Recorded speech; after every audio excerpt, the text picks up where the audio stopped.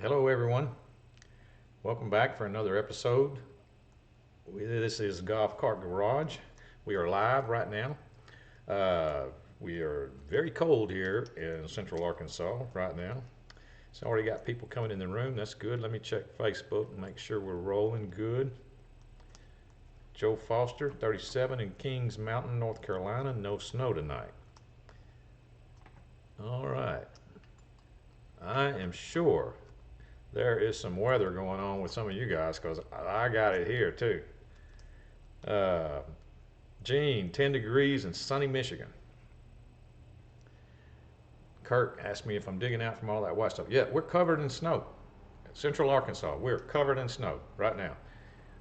It snowed 3 days ago, and temperatures have been so cold that it hasn't gone anywhere. So, and I think I had mentioned that I live in a neighborhood that's kind of hilly, so we can't leave. I'm snowed in. I am stuck here until we get some kind of warmer temperatures to where the snow will melt. It'd be too dangerous to try to leave now, except for on a four-wheeler or a golf cart. If I had to, I'd take my golf cart down the hills, but I'm not going to chance getting in my truck and sliding into the woods. Stephen Coon, greetings from Barth, Florida. You know it's cold when it's 33 degrees in Florida. That's almost freezing. Mike Irwin, 12 and sunny in southwestern Indiana. It was this morning here, it was 5 degrees here. Helpless. And Helpless Garage, hello all. It's freezing. 15 snow covered degrees in Cabot, Arkansas. Yep, that's about where we're at now. We're up to 15, but it was 5 this morning. I did that I went outside with that hot water thing. I did that hot water thing. You throw it in the air and it makes a cloud. I did that this morning, and it worked. Turned it into a big cloud. I hardly ever get to do that. Greg Elliott, Winter Wonderland here in Bristol, Virginia.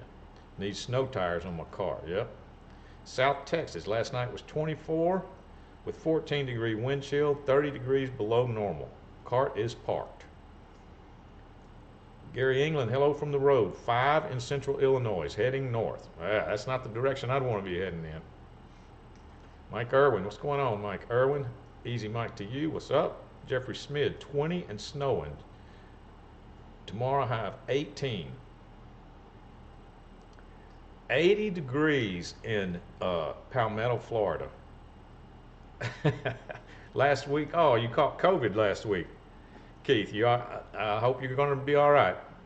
Not everybody is okay. I hope you make it through with no problems. Jerry Kelly, Madisonville, Texas. What's up, Jerry Kelly? Clay Mathis.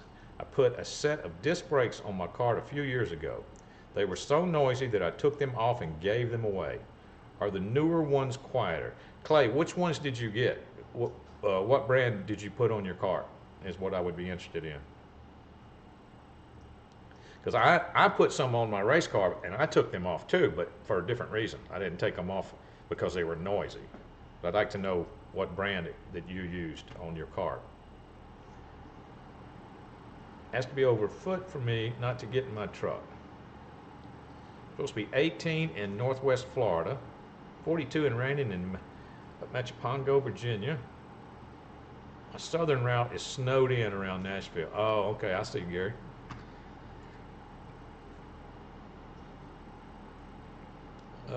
Rusty Brinkley, 30 degrees, snow, ice, and freezing in central Virginia. Cold, 15 in West Virginia. Nobody on the golf course today, Rusty Brinkley on Facebook. Yeah, I doubt there'd be much golf going on here in Arkansas today. It's not the snow that's the big deal. It's just so cold outside. I mean, it's painfully cold.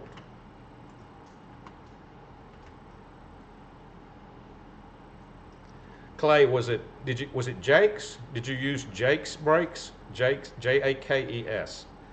That's they make disc brakes for some cars, for some models of cars. Harry Fike, rainy and 77 in Sulphur Springs, Florida. Okay, it was Jake's. Okay, see, that's I had installed some jakes on my really, really fast car, but they only made them for the front of an E-Z-GO non-lifted TXT.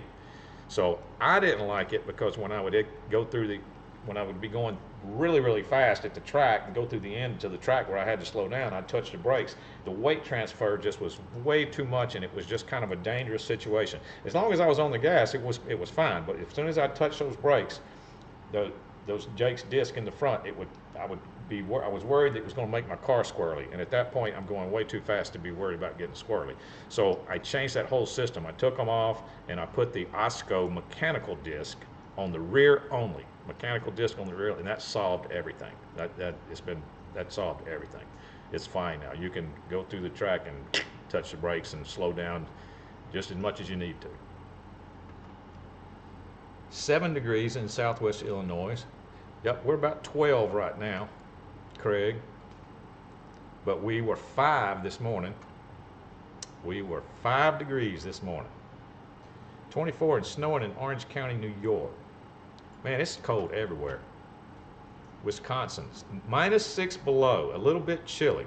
Okay, Bruce, you get the prize for so far. -6.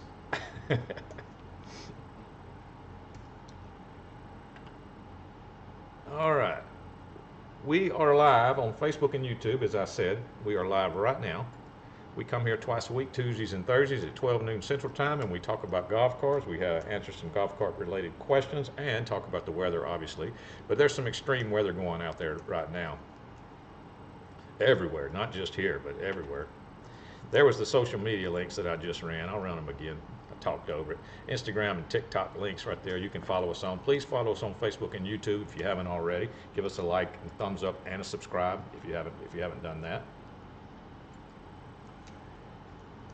You can not tow the brake pads in to get rid of the notice of the brakes. To get rid of I think you might have meant noise on the brakes. Sir Walter lived in Fairbanks, Alaska, and saw 62 below. Not for me any longer. Too old. Raleigh, now 40 and rain. Yeah, I've heard about temperatures like that. I'm not even sure if I have ever experienced 5 before, like this morning. This morning it was 5 here. So I was trying to think if I have ever experienced 5. I mean, I've lived in Louisiana, East Texas, and Arkansas, and I don't think I've ever seen 5. That might be the lowest I've ever seen. Or felt, not seen. I guess it's kind of hard to see a temperature. Okay. This is January 16th, by the way, in case anybody was wondering if they were watching live. This is January 16th, Tuesday. Yep, Tuesday. Gotta make sure I'm correct there. This morning we were 6 degrees and real feel of -1. Even the birds were knocking on my door to come in. I don't blame them. I don't blame them at all. Golf carts as a main topic. Visiting with golf carts as a main topic. Yep, that's all it is, Stephen. Let me go with the regular questions here and get started. First question of the regular question of the day is from Jorge. I have a 2022 Icon with front disc brakes. I bought a set of tires with a negative offset rim, but the brakes rub. Do I need a positive or neutral rim? Well, I think you answered your own question. If a negative offset, is going to put your tire way inside there, so you'd have to have a big enough rim in order for the brake system not to rub. So if your rim is big enough, then yeah, either a positive offset or maybe even a neutral. When you said neutral, but it's called centered. It would be a centered rim. That may help, but you see if you can find a centered rim and see if it would be closer, to like a used centered rim would be easy to come across to use for a test.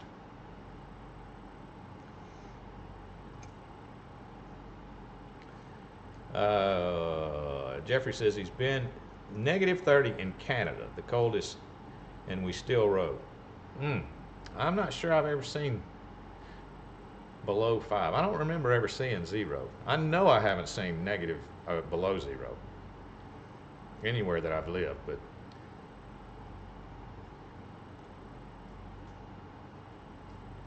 number 2, what's the best way to tighten the starter cranking belt? Every time I tighten it, it lengthens back. Well, that's going to be cart specific, as Jeffrey knows. Jeffrey knows that's going to be cart specific. Some are more difficult than others, and I don't think it's lengthening back. You either have a bolt that you still loose, or you got a bushing or something in there that is wobbled or wallowed out a hole. Because the belt, I've never seen one where it lengthens back, but I've seen one that you forgot something. You forgot to tighten some section of it, and it's like it lengthened back, but it's not really that. It's that the starter actually moved. So it's going to be cart specific. It's kind of a hit and miss kind of situation. You got to put them on some carts. They have to be tighter than you think they do in order for them to work correctly.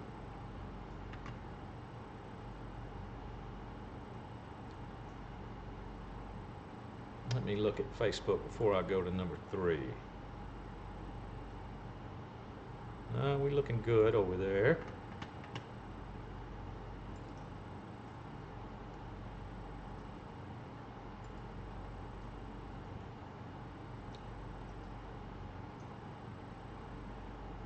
Jeffrey says in 2 weeks he'll have a prototype of his starter belt tensioner device.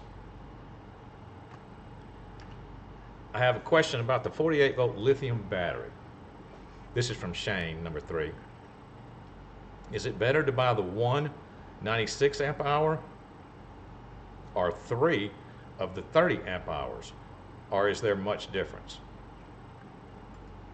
Well, honestly, that's really all you need to know is what the amp hour is of whichever configuration. And there's not a lot of difference between 90 and 96. So if you've got a 90 amp hour pack versus a 96, the only difference is that the 96 is going to have a little bit more range, but that's not a lot. I mean, that's not a big difference. They make 60 amp hour packs, they make 90 amp hour packs, they make 105, 160, and so on and so on. The bigger you get, the more range you're going to have. So you need to figure out how much range do you really need. Do you really need more range than your lead acid pack had? Because a good lead acid pack could have 15 to 20 miles or more of range, 15 to 25 miles of range. If you don't need more than that, then you might be able to get away with one of the small packs if your car's completely stock and not lifted. I can't stress that enough. They got people, they have lifted cars, and they try to get they put a 60 amp hour pack in it on a lifted car with tall tires. You might not get away with that, because that lifted taller tires is going to put more of a strain on that 60 amp hour pack, and the BMS might shut you down. So it might not be a strong enough battery pack for your lifted car. So you might have to get a larger battery pack. I've said this before, I know, but the lithium companies, sometimes to me, they don't stress that enough. They don't ask enough questions. You need to know what kind of car you got, or what kind of upgrades you're planning on it. If your car is completely stock with 18-inch tires, get you a 60 amp hour pack. That'd probably be fine. Most likely that would be fine. But if you ever plan on lifting it, putting a 4-passenger kit on it, having a bunch of people on there, going off-road, doing any of that, you better get a bigger pack or you're going to be disappointed. Or get one where you can add to it. That's why they make the single batteries, or they make the 12-volt ones that you can add to, or they make the small 36 volt and small 48 volt, so you can add a second one in parallel. Some of the companies will allow you, for a certain amount of time, they will allow you to still, under warranty, they'll allow you to add a second one in parallel. So that will double your amp hour. If one wasn't enough or 2 wasn't enough, then you could add another one.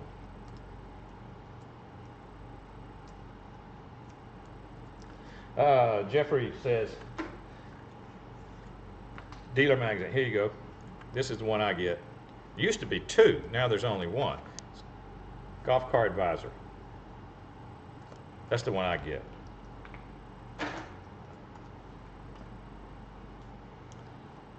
D-Max, what's up, D-Max?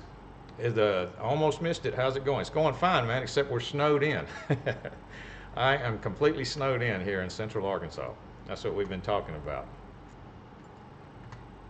Lots of people got it bad.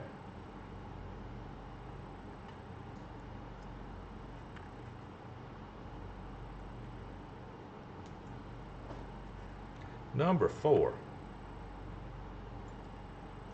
This is from Joey E. I have a 2007 Club Car Precedent electric. When I start the car, I hit the go pedal and I only hear the solenoid clicking. I had to turn the car off and on 2 or 3 times and it will work eventually. And I can usually use it the rest of the day. But the next day, the following, it will start doing the same thing again. Any ideas? Well, you've got an intermittent something. I mean, and if the solenoid's clicking, that tells me that the intermittent device is not your M-core.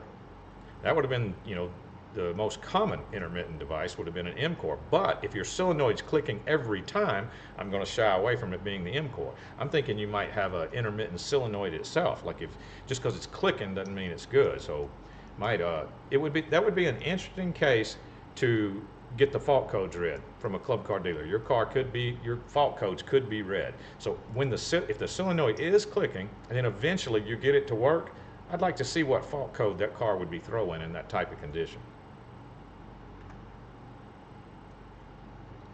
Clay says, does Golf Cart Garage sell Vatria or lithium batteries? No, we don't. We sell Allieds and Dakotas. Just go to golfcartgarage.com and just plug in lithium and you'll see the ones that we sell. But no, I know we don't sell those. At least not yet. I mean, I don't know if we may eventually, but we do not at this present time. Oh, we sell Eco batteries, Eco lithium. Number 5 is where we're at on the regular questions. It's from Nick M. What's the best way to test your battery voltage when the cart is running? If I test them standing still, would that be the same output as when running?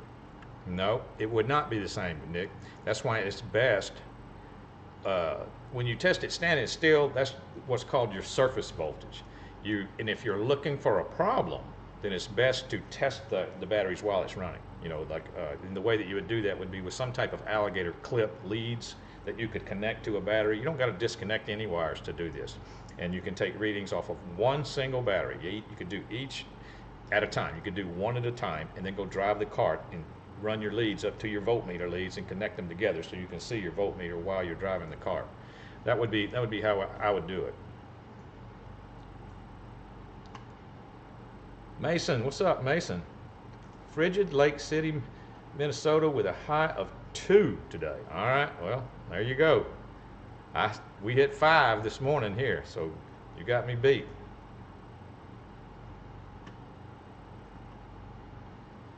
Let me see if I can show y'all.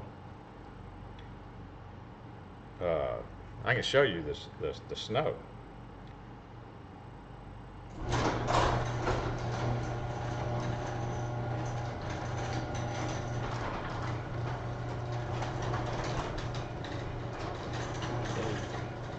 Can you see that?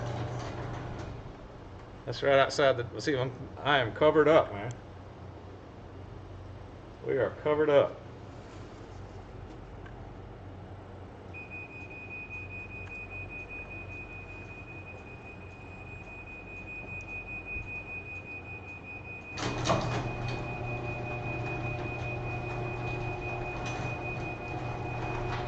Ricky Smith, no problem, Ricky.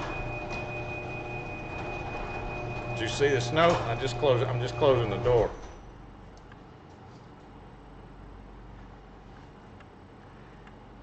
Mason, it snowed about 3 days ago, all right? And we were trying to estimate, we got somewhere between 3 and 5 inches about 3 days ago, but the temperatures since then have been so cold that it hadn't gone anywhere. I mean, we still have every snowflake that we got 3 days ago. I mean, it's been so cold since then. But I haven't even went out and cut donuts in my golf cart yet, but I plan to do that today. I am going to go do some donuts today.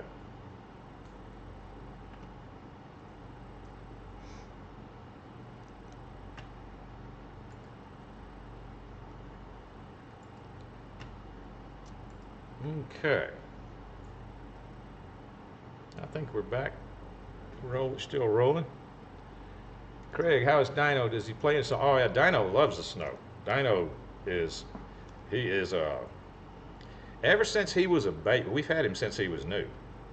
And even when he was a baby, he has never, he's never been cold. He was born when it was snowing, believe it or not. In East Texas is where he was born, but it was snowing when he was a puppy. You know, there was snow on the ground just like it is here now. And he never even acted cold then. And he's never acted cold then for all of his life. And he's now 13 years old. So he loves the snow. It's that snow, when his feet hit it, it just wakes him up. Mason says, enough for a quick snowmobile ride. Yeah, if I had one, there's no doubt about it. And I was saying I live in a hilly neighborhood, so that'd be the safest way to get in and out of here. You're taking your chances if you leave here in an automobile right now. It doesn't matter if four-wheel drive or not when you're going downhill.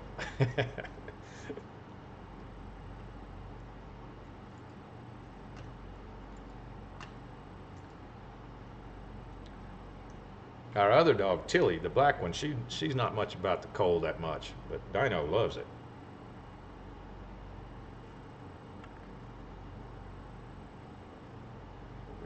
Running will be last. Number 6 is where I'm at. Regular questions. My cart is a 97 Club Car Electric, and it doesn't go slow. All in immediately. Would this be caused by the potentiometer? Most likely. Now, 97 is kind of a weird year because you could have a couple of different types of potentiometers, and one of them is way more likely to have a failure like that. Now, as long as everything is wired correctly, then I would say it's most likely a potentiometer issue. Now, if somebody's been working on the cart lately, you could have a couple of wires backwards. I mean, my question would be, does the cart slow down when you push the gas pedal? You know, you said it's kind of all in. Well, go to the floor with it. See if it slows down when you do it, because that would bring up just a backward setting on some wires, possibly.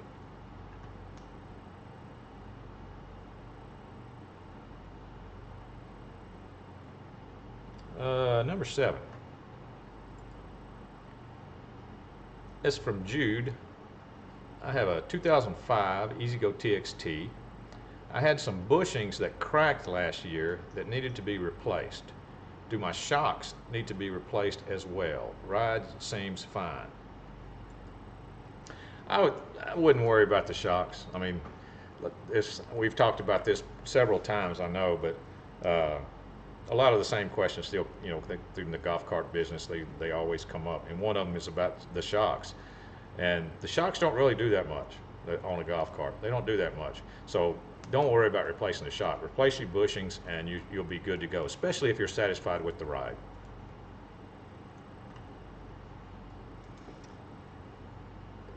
"8 degrees on Saturday night, but Sunday it was 50 and 3 inches of rain Monday, back to teens. I live on sleds this time of year as much as possible." Yeah, there's not going to be, see, this is kind of unusual what's going on here. Now, yeah, you could have snowmobiling going on right now, but it does not happen. This does not happen every year. So it would be it'd be kind of a waste of money. That's why you don't see them around here. Let me check Facebook. Oh, we're good. Oh, by the way, I got confirmation. I'll announce it again Thursday at Thursday's episode, but we're going to give a hat away Tuesday, this coming Tuesday. Not next episode, which is the day after tomorrow, that'd be Thursday, but the next Tuesday, a week from today, we're going to give away a bag of swag to somebody. So, but you can buy one if you can't wait, but if you make sure you come back. Make sure you come back Thursday also, but I'll announce it again on Thursday, but make sure you're here next Tuesday for sure for your chance to win a hat, a Golf Cart Garage hat. Number 8. This is from Mason. I don't know if it's you, Mason, or if it's a different Mason, but what should a fully charged 8-volt golf cart battery read with a multi-tester? Fully charged 8-volt battery should be somewhere around 8.3, 8.37, something like that, 8.4, somewhere in that range. If it's a good battery, it should be its resting voltage. if it's fully charged. Mike Camp, Blanchard, Oklahoma, 20 degrees. What's up, Mike Camp? Mason says it's not me.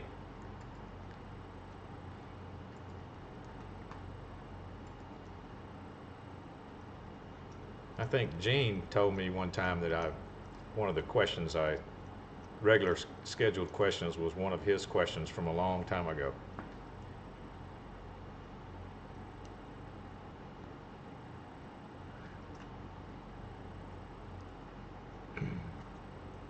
Ricky says, Tim, don't tell everyone. Don't tell everyone what? What did I say? I don't remember. What did I say?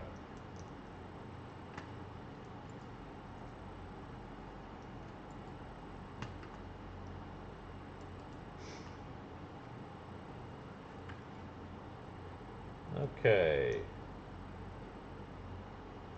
Number 9.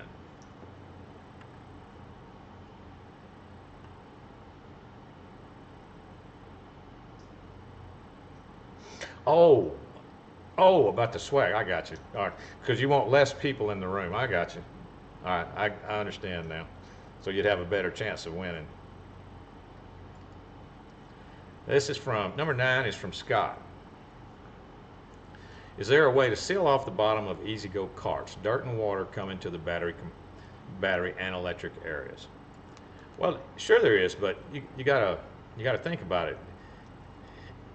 Is that as necessary to do as you think it is? Because what you're doing there is you're sealing out the ventilation. You know, there's that cart, that area, especially if you have lead acid batteries. Now, if you've got lithium, then it might not be as big a deal. But if you've got lead acid batteries, I kind of like the ventilation, you know, to get all those gases and stuff out of there, because those batteries put off gas and some very nasty stuff that they put off. So you got to think about that. But I can tell you this: in my golf cart shop, many times I have seen people do it. I've seen them use plywood, cut the plywood out to where it would fit right on top of the battery rack and seal off the walls and everything. I've seen them completely sealed before. I would not do that myself, but that's up to you.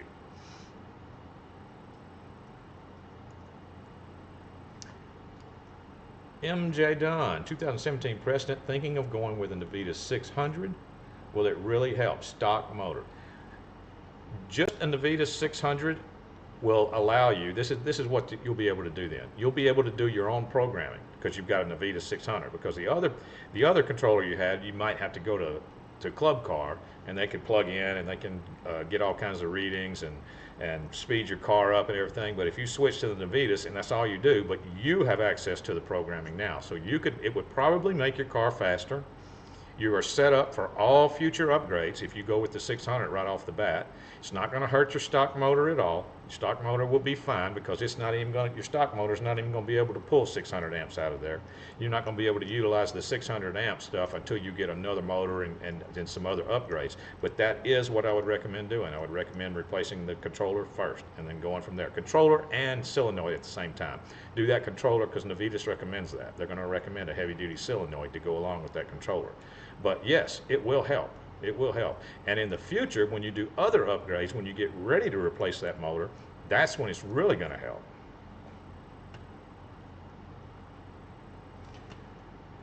Yeah, Steven says you sell off the lead acid batteries, you likely get a boom while charging.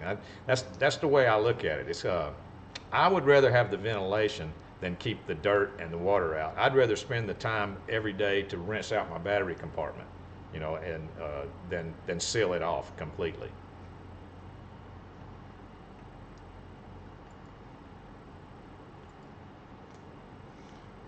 All right.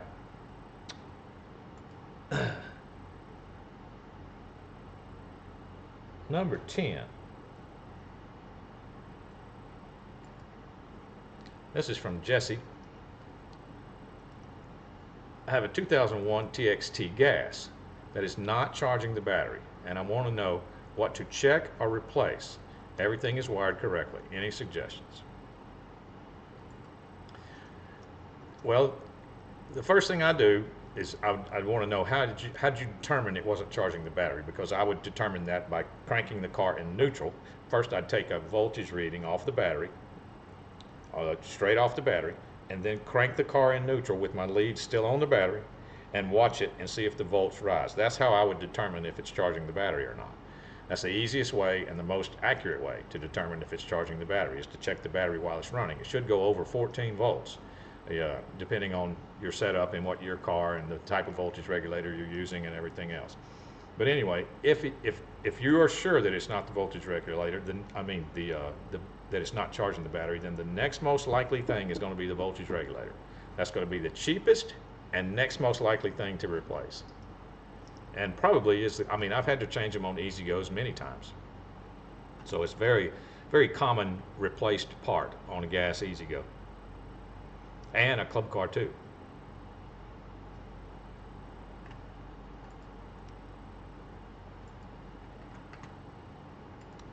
Okay. That was the last of the regular scheduled questions. Let me run the social media links again.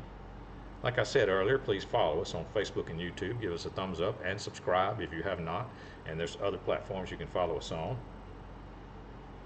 TikTok and Instagram stuff.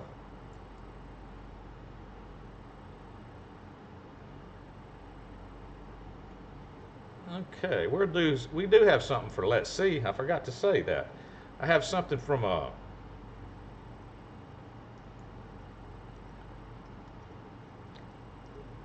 Mark. He's a regular. This is Mark. I think it's Mark Sawyer. I forgot to mention at the beginning of the episode. So let's see some carts. He's a regular in the room, Mark Sawyer, and he sent me a picture of his wife's cart. All right, here we go. Bam. This is Mark Sawyer's wife's cart, and it's on lithium. So this is a TXT on lithium with a fancy pink kind of girly swag paint job. 4-passenger kit, black top, fancy rims and tires. I think he said something in the email that he sent me. That's her go-to-town rig. That's country goes to town in. Nice looking cart. Excellent. Everybody needs a cart on lithium. You can tell too it's on lithium. Look at the space right there. You know how much the rear end is higher. That's because there's no weight in the battery compartment anymore.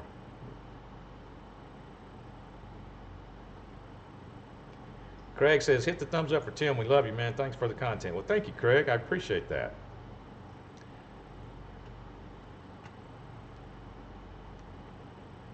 Yeah, that's definitely a lady's cart, but that's sharp. That is sharp.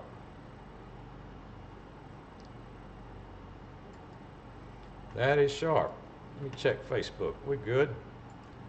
We're rolling. I'll show it again here in a little bit. If you would like to contact us at Golf Cart Garage for any reason, to give us any type of feedback or accolades or suggestions, whatever you can think of, you are welcome to do so. We would appreciate your feedback. So here's the links for that. Here's the phone number, and here is the email address that you can send something to Golf Cart Garage. So it's support@golfcartgarage.com. If you need to get something, if you want to send something to me, you can send to that email address if you would like, and just put attention Tim. They will make sure that I get it. One of the staff members that we have at Golf Cart Garage, Rhea, shout out to Rhea. She will be in charge of that, and she'll make sure that I get that email if you put attention Tim on it.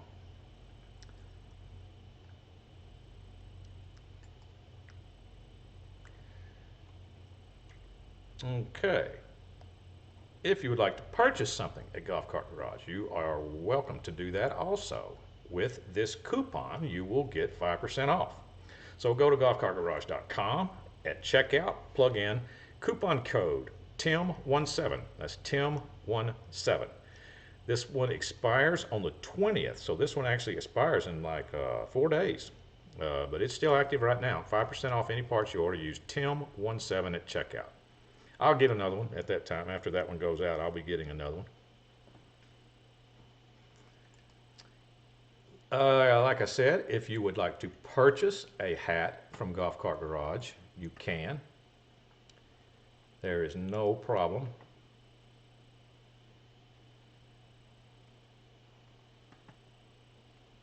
Let me see here. Bam! There's the hats. There's some hot links in the description that'll take you straight to the hats if you'd like to purchase a hat at Golf Cart Garage.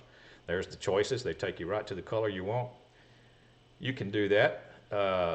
Or, if you're lucky enough, next Tuesday, you might have a chance to win. Like I said earlier, we're going to give away a bag of swag Tuesday, a week from today. Not next episode. I'll announce it again on Thursday this week. I'll announce it again that we will be giving one away on Tuesday.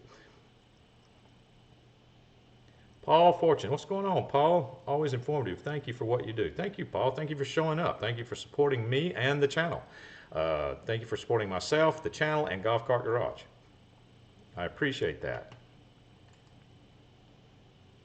Thanks, Tim and GCG. As always, great shows. Thank you, Joe Foster on Facebook.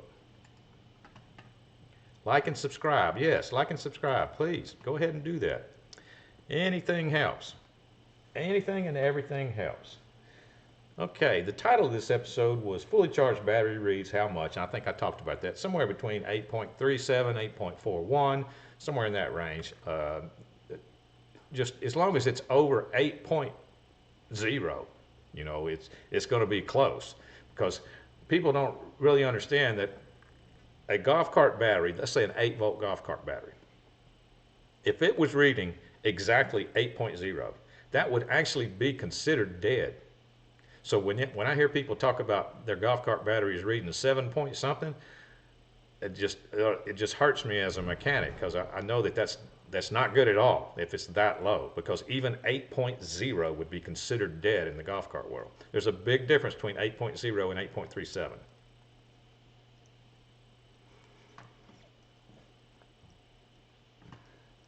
Kirk says, definitely got to get out Tim fix on Tuesdays. Get out Tim fix on Tuesdays and Thursdays. Well, thank you, Kirk. All right. We did the 8-volt reading. We did the social media links. We did the hats. We did the coupon, and we did the contact. All right. So I think we're just about out of here. We're going to get out of here a little bit early today. Sent a picture of our dial illuminated. Dave got back to me. Buggies has a very nice of yours.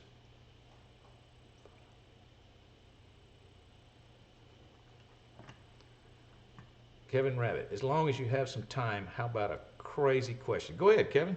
Yeah, we're a little early. Go ahead, Kevin. Go ahead and fire it off. I don't think I understand, Jeffrey. See if you can type that again. Helpless Garage, I got to go shovel snow. I could do that if I wanted to. I'm going to see if I can get my golf cart stuck here in a little while. So I'm going to let the temperature get up to 20 or something like it's supposed to today. It's supposed to get up to that high this afternoon. We should be getting up to about 18 or so here pretty soon. Kevin Rabbit, that's a good question. A lot of people don't realize that that you can do that. Because that's one of the things that in your golf cart that is not voltage sensitive is the motor. Like I have, like the motor that's in my race car, you know, my little race car that I've talked about. That's a 36-volt motor. I have hit it with, now this is a series wound cart now, so that makes a bit of a difference too.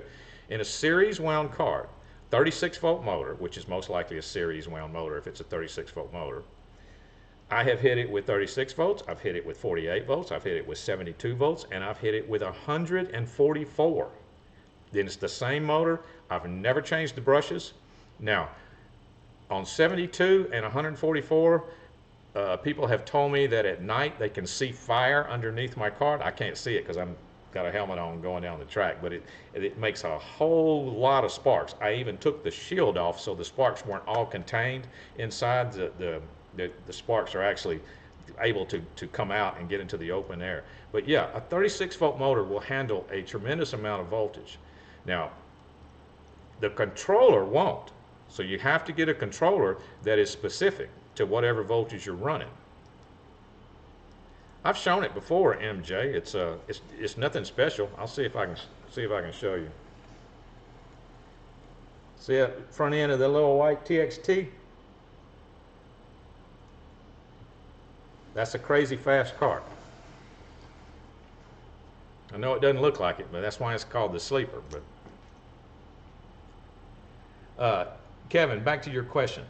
That is a good upgrade in a series wound cart. If you this was a really popular upgrade back in the day. There was a lot of club cars out there, 48-volt club cars, series wound 48-volt club cars where they had the mechanical forward and reverse switch. And then there's a lot of older club cars that were 36-volt club cars, and they're all series wound.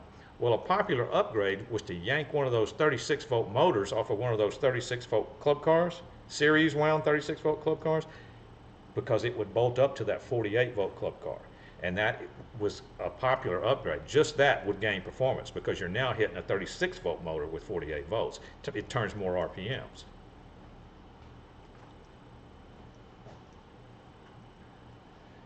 Kevin says, I'm planning on winning a free 48-volt lithium battery. Oh, cool.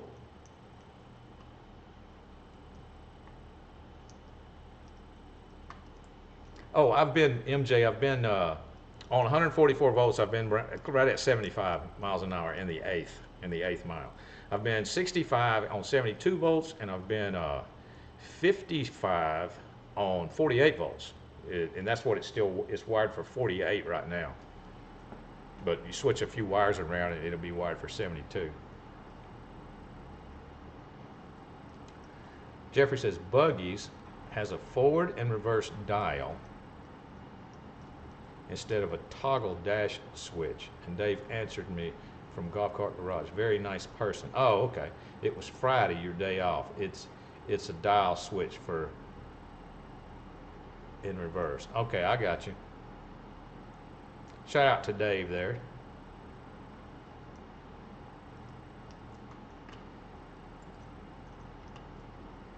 Facebook's goods. We made it through. We made it through this episode with all this snow.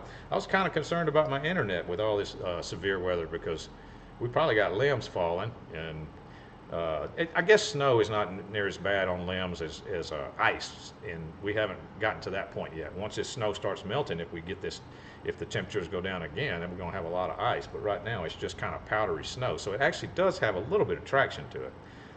So I might go out there with my golf cart in a little bit.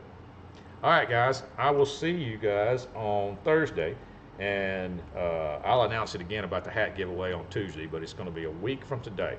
All right, see you guys on Thursday. The garage is now closed.